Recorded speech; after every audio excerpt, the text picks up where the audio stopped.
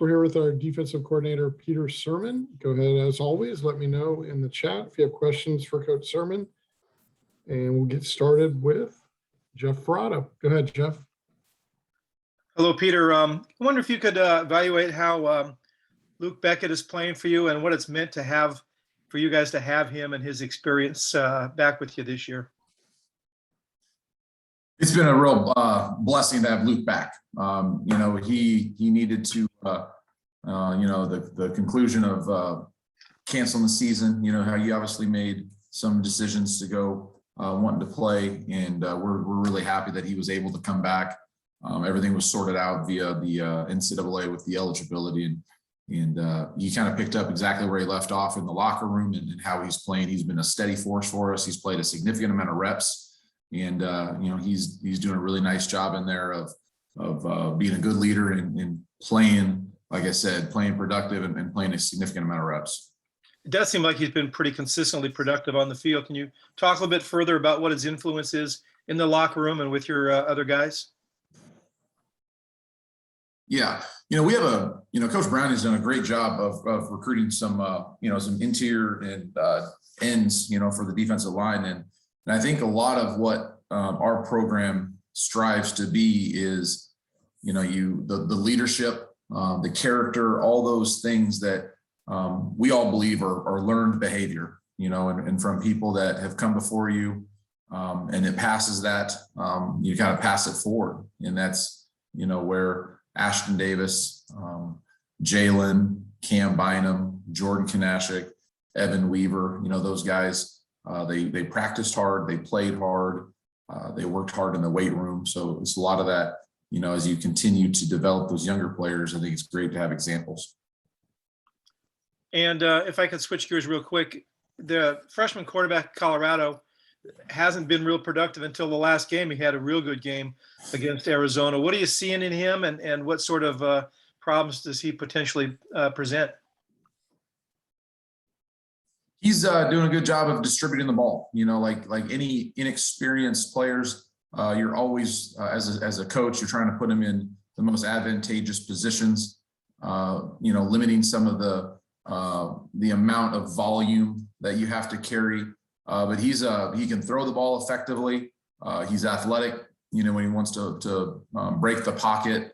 I like that how he throws the ball on the perimeter. He'll move the pocket. There'll be some design pockets with boots and some sprint, what we call sprint or dash. And he does a nice job of finding routes and delivering strikes near the sidelines. Thanks, Peter. Okay, we'll go to Trace Travers with Rivals. Yeah, Coach, I asked Justin about this yesterday with regards to your guys' tackling efficiency. How do you guys, measure that internally? And do you have a specific target? I know you don't want to have any missed tackles during a game, obviously, but do you have a number that you shoot for in particular? No, Trace, we don't have an efficiency formula, I guess, for the amount of tackles that we have for missed tackles. Those are, it kind of gets a little bit challenging on how many guys are involved in a tackle and how you would quantify, that. We do measure and we do record every individual missed tackle, and we have a hot folder that goes through, and we continually, as the season goes through, we evaluate where our misses are coming, what, if anything, we can do in terms of drill or emphasis work to address consistent themes that we're seeing, and then that's kind of handled by position. For a while, you kind of everybody tackles together. And then as you kind of segment all the different positions, there's so many different kind of tackles that each position is more specific to, from the approach to the finish. The defensive line, as you can imagine, on approach and finish is significantly different than what a corner has to deal with. So we do all of our tackling on Tuesdays. We have an emphasis period that the entire defense does tackle, but it is position specific in things that need to be addressed, and the type of tackles that we either need to continue to improve on, or the type of tackles that we might anticipate coming up that week. And continuing on that subject, it appears you guys have tackled better over the past 3 weeks. Is that your assessment as well? Yeah, we're tackling, we are tackling better. The numbers would say the amount of misses are significantly down from early in the season. So in that regard, there is improvement. We're, like you said earlier, Trace, we're always striving for the least amount as possible. But we also know that the game of football is the offense is trying to create space, trying to create matchups that provide no leverage for tacklers and get their athletes in space. And if I can move to another topic, Broussard, Colorado's running back, he was a bit of a workhorse for them last year. He doesn't seem to be putting up the same numbers, but what have you guys seen from Colorado's run game?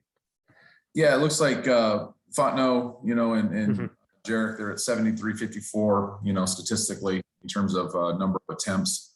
But I think it's a wise move. I think you got to be very mindful of the amount of carries that your backs take. And if you feel there is an opportunity to distribute those throughout the season, I think it's the wise thing to do. So it's, philosophically it's probably something, but it's also, when you look at, 12, 13 game season, it's, I think those guys are both very, very effective runners, good runners. And I imagine the staff feels that both have their strengths, but both are doing a nice job of running. And I think I'd be remiss if I didn't bring up Rice at wide receiver. Good last name to have for a wide receiver. What have you seen from him? Yeah, they're all doing a nice job. They've taken they're taking some shots down the field. You see several of their guys, including Brendan. On some of the fly sweeps, some of the perimeter. You can call it a pass, you can call it a run, however the ball gets tossed to them, but trying to leverage the defense and trying to use their speed and get some yards that way. Awesome. Thank you. Okay, we'll go to David Bush from Barron Center. Morning, Coach. A year Morning. ago, Trey Pastor was playing a different position, and now he's a starting inside linebacker. You talk about his progress a little bit and what he's shown you and what he's done to make the move, make the jump.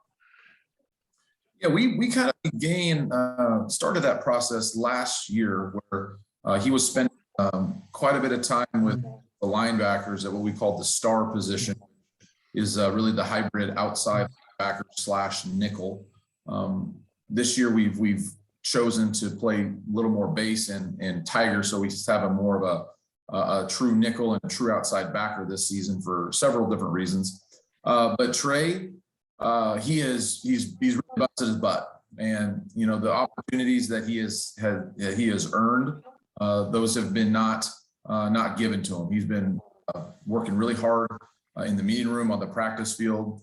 As you can tell by looking at him and watching him play, his body has transformed. He's 222 pound athlete, and he's doing a nice job of finding those reps.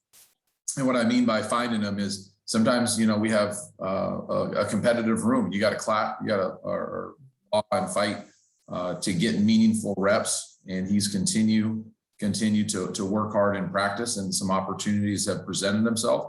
And I'm really proud of how he's worked. He's continuing to get better. Inside backer is not a position that he played in high school. So every time he's out there, he's learning a great deal. And I'm excited for his development. Thanks. Hey guys, anybody with the final question for Coach? Let me know in the chat in the next couple minutes, or next 5 seconds rather. All right, and seeing none, I think we're good. Thanks a lot. Oh, Coach. I think Trace. Oh, Trace. Yeah, go ahead, Trace. Sorry about Yeah, that. I just on the same note as Dave, I wanted to ask about Ruchena, and he's looked real comfortable. He looked real comfortable against Oregon, getting even more playing time. Just how has he ascended as quickly as he has? He joined us mid-year last year, so we had him in spring.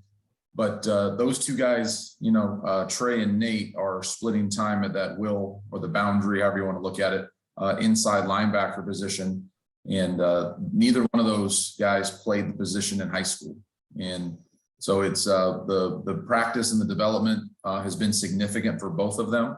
And I'm really pleased with how they're coming along. Nate, for being a younger, inexperienced player, has done a fantastic job of picking up the defense. The play that you saw against Washington State, an RPO, you saw the quarterback pull the ball out of the mesh, and he was had the ability of snatching that ball, that quick slant, which is not an easy. We can find a lot of guys that can probably knock that down, but it was very impressive to see him catch that ball. So we're going to continue playing Nate and playing Trey, and last week we went every other series with them, and I thought it was good for their development. It gives them an opportunity to take a deep breath, take a pause in between series, and I think that helps manage the volume of the mental reps that you take, and it gives you an opportunity to observe and watch somebody else play the position. And I think that has been very valuable for a player that's continuing to gain experience and get really valuable reps in there. Awesome. Thank you. Okay, now we'll give you another 5 seconds. If there is anybody else, go ahead and get in the chat. Double checking, refreshing. I don't see anything. Thanks a lot.